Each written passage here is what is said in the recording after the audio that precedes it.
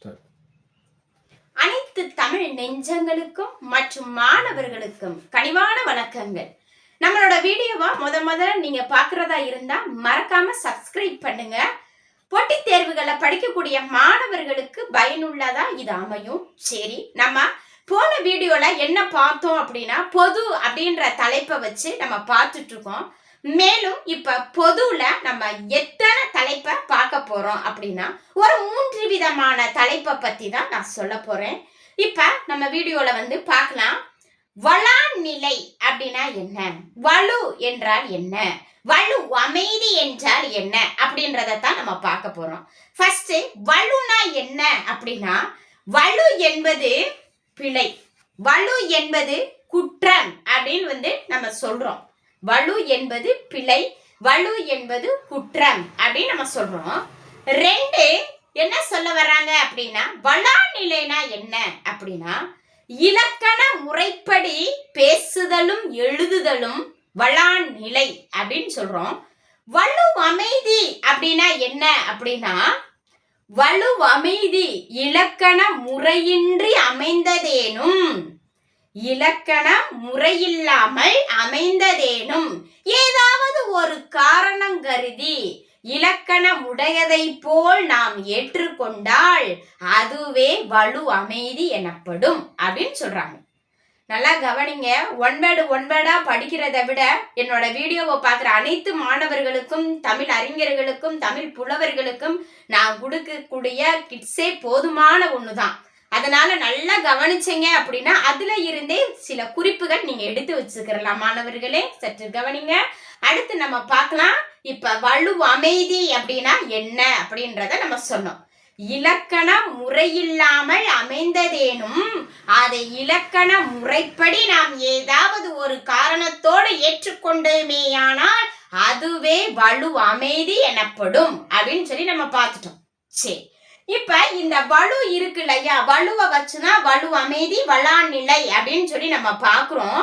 இந்த வலு எத்தனை வகைப்படும் அப்படின்னா 7 வகைப்படும் அப்படின்னு சொல்றாங்க. இந்த வலு எத்தனை வகைப்படும் அப்படின்னா 7 வகைப்படும் அப்படின்னு சொல்றோம். 1 திணை வலு, 2 பால் வலு, 3 இடவலு, 4 கால வலு, 5 வினாவலு, 6 விடை வலு, 7 மரபு வலு. இது எல்லாமே தப்பாதான் என்ன செஞ்சுட்டு இருக்கோம் அப்படின்னா நம்ம பேசிட்டு இருக்கோம். சரிங்களா? இன்னைக்கு தப்பா வந்தாலும் நம்ம அதை என்ன செய்யறோம் அப்படின்னா சரின்னு சொல்லி ஏற்றுக்கொள்றோம். பாத்தீங்களா? அதுதான் என்ன நிலை அப்படின்னா வலு அமைதி அப்படின்னு சொல்றோம். சரி, இப்ப இந்த வலுகளுக்கெல்லாம் நம்ம எடுத்துக்காட்டு என்னவா இருக்கும் அப்படின்றத நம்ம பார்க்கலாம். இப்ப திணை வலு அப்படின்னா நல்லா கவனிங்க. தேவி, தேவி என்பது என்ன திணை அப்படின்னா ஒரு உயர்திணை. 2 அடுத்த எடுத்துக்காட்ட நோக்குங்க. வந்தது போட்டிருக்கோம். அப்ப உயர்திணை அக்ரிணையை கொண்டு முடிந்தது. தேவி வந்தது என கூறுவமையால் அது திணை வலுவாயிற்று. தேவி வந்தது. ஆக்சுவலா நம்ம அதை எப்படி சொல்லணும் அப்படின்னா, தேவி வந்தாள், தேவி வந்தாள் அப்படின்ற வாக்கியத்தை நம்ம கொண்டு முடிவு பெறணும் இல்லையா? ஆனால் தேவி வந்தது ஒரு உயர்திணை பெயர் அக்ரிணையை கொண்டு முடிந்ததால் இது திணை வலுவாயிற்று. 2 என்ன சொல்றோம் அப்படின்னா பால் வலு. அடுத்து கவனிங்க. செல்வம் வந்தாள், செல்வம் வந்தாள். செல்வம் என்பது என்ன பால்? ஆண்பால். அப்ப ஆண்பாலை நம்ம என்ன சொல்லணும்? வந்தாள் சொல்லியிருக்கணும், இல்லைன்னா வந்தார் அப்படின்னு நம்ம சொல்லியிருக்கணும் ஒரு மதிப்பு கருதி. ரெண்டுமே இல்லாம எப்படி வந்திருக்குன்னு பாருங்களேன். ஆண்பால் பெயர் பெண்பாலை கொண்டு முடிவு பெற்றதால் இது பால் வலுவாயிற்று. நல்லா கவனிச்சிருப்பீங்கன்னு நினைக்கிறேன். புரியலன்னா மறக்காம கமெண்ட்ல பதிவு பண்ணுங்க, நான் பதில் சொல்ல ரெடியா இருக்கேன். சரிங்களா? சரி, நம்ம அடுத்ததை நம்ம பார்க்கலாம். இடவலு. இப்ப இடவலு நீ வந்தான் அப்படின்னு இருக்கு. இடவலு எப்படி இருக்கு அப்படின்னா நீ வந்தான். அப்ப நம்ம 3 இடங்கள் பார்த்துட்டு இருக்கோம். 3 இடங்கள் பார்த்துட்டு இருக்கோம். நீ வந்தான் அப்படின்ற இப்ப இந்த இடவலு நம்ம பார்த்துட்டு இருக்கோம் இல்லையா, நீ வந்தான் அப்படின்ற ஒன்ன நம்ம பார்த்துட்டு இருக்கோம். இப்ப தன் இடம் எத்தனை வகைப்படும் அப்படின்னு சொன்னோம்னா 3 வகைப்படும் அப்படின்னு சொல்றோம். என்ன இடம் 3 அப்படின்னா தன்மை, முன்னிலை, படர்க்கை. தன்மைனா யாரு அப்படின்னா எனக்கு நான் தான், உங்களுக்கு நீங்க தான். முன்னிலை அப்படின்னா எனக்கு நீங்கள், உங்களுக்கு நான் அப்படின்ற மாதிரி நம்ம கொள்ளும். படர்க்கை அப்படின்னா நம்ம 2 பேத்துக்குமே வேற ஒரு ஆள் வந்தாங்க அப்படின்னா அவங்க தான் யார் அப்படின்னா படர்க்கை அப்படின்னு நம்ம சொல்றோம். இப்ப நீ வந்தான் அப்படின்ற எடுத்துக்காட்ட பாருங்க. நீ என்பது முன்னிலை, வந்தான் என்பது படர்க்கை. அப்ப நீ வந்தான், நீ வந்தான் அப்படின்றது பிழைதானே. நீ வந்தான் அப்படின்றது நம்ம என்ன செய்யக்கூடாது அப்படின்னா சொல்ல கூடாது.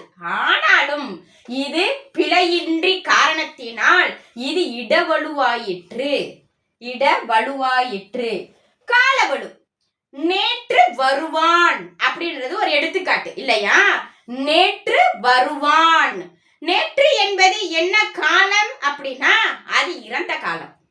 வருவான் என்பது என்ன காலம்? எதிர்காலம். அப்ப இறந்த காலம் எதிர்காலத்தை கொண்டு முடிவு பெற்ற காரணத்தினால் இது கால வலுவாயிற்று. நேற்று என்பது என்ன சொல்லுவோம் நம்ம? நேற்று வந்தான், நேற்று வருகிறான் அப்படின்றது பிழை. நேற்று வந்தான் அப்படின்றதுதான் கரெக்டானது இல்லையா. அப்ப நேற்று வருவான் என்பது பிழையின் காரணமாக இது கால வலுவாயிற்று. அடுத்து நம்ம பார்க்க போறது வினாவலு. வினாவலுவை சொல்லுவோமே, அதாவது நம்ம 2 விரலை காட்டி ஏதாவது ஒன்ன தொடு அப்படின்னா ஈஸியா நம்ம என்ன செஞ்சிருவோம் அப்படின்னா தொற்றுவோம். ஆனால் ஒரு விரலை காட்டி பெரிதோ சிறிதோ என வினாவுவது வினாவலு. ஒரு விரலை காட்டி ஒன்னை தொடு என்று காண்பிப்போமேயானால் அது வினாவலுவாயிற்று. அடுத்து விடை வலு.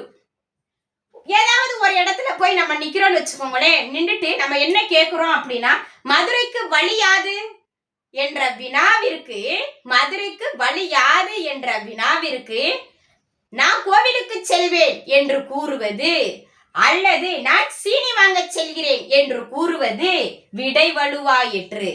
ஏதாவது ஒரு பதில சொல்றாங்க இல்லையா, அதாவது நம்ம கேட்டதுக்கு அவங்க பதில் சொல்லல, தேவையில்லாம ஒரு பதில பேசுறாங்க இல்லையா, அது விடை வலு. மரபு வலு. எடுத்துக்காட்டு நம்ம எல்லாருக்குமே தெரியும். குயில் என்ன செய்யும்? கூவும். ஆனால் குயில் கத்தும் என்பது மரபு வலு. நம்ம என்ன செஞ்சுக்கிட்டோம் அப்படின்னா ஏத்துக்கிறோம் இல்லையா, குயில் கத்தும் என்பது மரபு வலுவாயிற்று. சரி, இது ஒரு வாரம் வலுவை பத்தி நம்ம பார்த்துட்டோம். அடுத்து நம்ம பார்க்கலாம். இப்ப வளா நிலையில நம்ம என்னன்னு சொல்லிட்டோம். அடுத்து வலு அமைதி அப்படின்னா இலக்கண முறையில்லாமல் அமைந்ததேனும் ஏதாவது ஒரு காரணம் கருதி நாம் இலக்கணம் உடையதை போல் ஏற்றுக்கொண்டால் அது வலு அமைதி அப்படின்னு சொல்லி நம்ம பார்த்தோம்.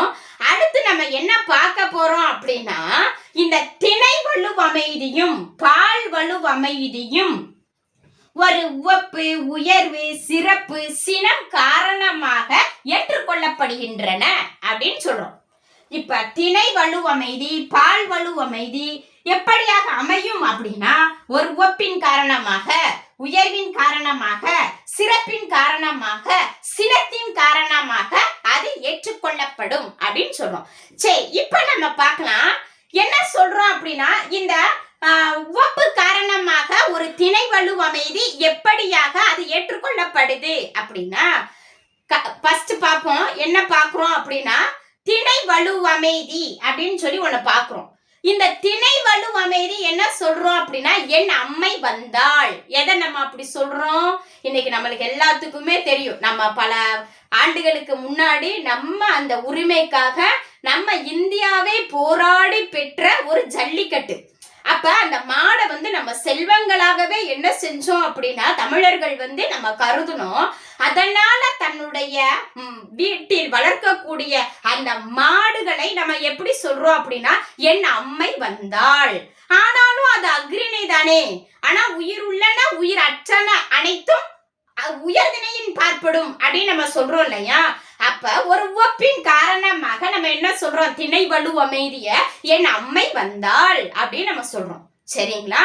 அடுத்து நம்ம பார்க்க போறது பால் வலு அமைதி. பால் வலு அமைதிக்கு அதேதான் பாருங்க. செல்வன் வந்தார், செல்வன் வந்தார். செல்வன் என்பது ஒரு உயர்திணை. ஆகவே அது வந்துட்டு என்ன சொல்றோம் அப்படின்னா அது ஆண்பால் பெயர். ஆண்பால் பெயர் எப்படி சொல்லணும்? செல்வன் வந்தான் அப்படின்னு நம்ம சொல்லியிருக்கணும் இல்லைங்களா? ஆனா நம்ம அப்படி சொல்லாம நம்ம என்ன சொல்றோம் அப்படின்னா செல்வன் வந்தார். அப்ப ஆண்பால் பலர்பாலை கொண்டு முடிவு பெற்ற காரணத்தினால் அது பால் வலு அமைதி ஆயிற்று. அது ஒரு உயர்வின் காரணமாக நாமளே அதை என்ன செஞ்சுக்கிறோம் அப்படின்னா சொல்லிக்கிறோம். அடுத்து என்ன பார்க்க போறோம் அப்படின்னா இடவலு அமைதி. இடவலு அமைதி எப்படி அமையும் அப்படின்னா ஒரு பையன் வச்சுக்கோங்க, அவன் பேர் வந்து கண்ணன் அப்படின்னு வச்சுக்கிறலாம். இப்ப உதாரணத்திற்காக கண்ணன், அதாவது நம்மளை நாமே சொல்லிக்கிறது. ஏன் நீ படிச்சிட்டியா அப்படின்ற ஒரு வினாவிற்கு கண்ணன் எப்போதும் படிக்காமல் வருவானா? தன்னைத்தானே உயர்த்தி கூறுவதனால் அது இடவலுவாயிற்று, இடவலு அமைதி. அது ஒரு சிறப்பின் காரணமாக, அது ஒரு சிறப்பின் காரணமாக கூறப்படுவது. அடுத்து சினத்தின் காரணமாக எப்படியாக கூறுவது அப்படின்னு சொல்லி நம்ம பார்க்கலாம். அதாவது நல்ல ஒரு தோழனா தோழியா உங்களுக்கு அமைஞ்சிருந்துச்சு அப்படின்னா தேர்வு கூடத்துல அமர்ந்திருக்கும் போது எனக்கு தெரியல காட்டுடா அப்படின்னா படிச்சு எழுதுடா அப்படின்னு சொல்லணும். இந்த பார்த்து எழுது அப்படின்னா உன் நண்பனை நீயே பின்தங்க வைக்கிறதற்கு சமமாகும் அப்படின்னு சொல்றோம் இல்லையா? இலக்கியங்கள் வாயிலாக நம்ம அதை தான் அறிஞ்சுக்கிறோம்.